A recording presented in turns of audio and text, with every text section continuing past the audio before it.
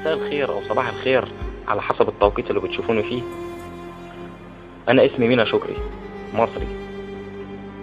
محدش ياخد كلامي ده ويحسبني على حد. انا عايز اتكلم على اللي حصل في جامعة الازهر. طبعا كلنا سمعنا اللي حصل جوه الجامعة وحالات التسمم اللي كانت هناك بالجملة. طبعا في مسؤولية جنائية في الموضوع ولازم يكون في كبش فدا. ما هو ده اللي احنا اتعودنا عليه، ان يكون في كبش فدا لأي حاجة تحصل. بس مش لازم ننسى ان الموضوع في الاول وفي الاخر مجرد حالات تسمم ومحدش الحمد لله مات.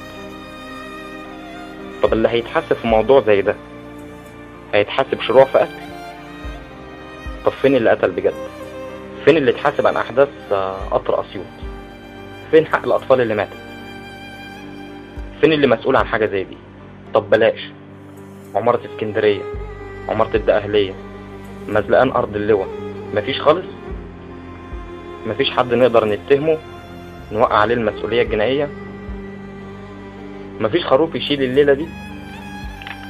ولا هو في الحالات اللي زي دي رئيس الجمهورية ووزير الاسكان ووزير النقل ملهمش دعوة؟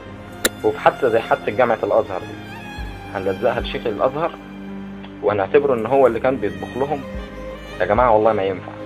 الكلام ده مش موجه لناس معينة، مثلا مش للمسلمين بس ولا للمسيحيين بس. الكلام ده لكل مصري خايف من اللي بيحصل ومش عارف بكرة رايح بينا على فين. كلنا فاكرين اللي ماتوا في رمضان على الحدود وماتوا ليه وعلشان ايه، انما يوصل بيهم الحال انهم يسمموا اكتر من 500 طالب، ده يبقى تيب. كل ده عشان عايز تثقيل شيخ الازهر.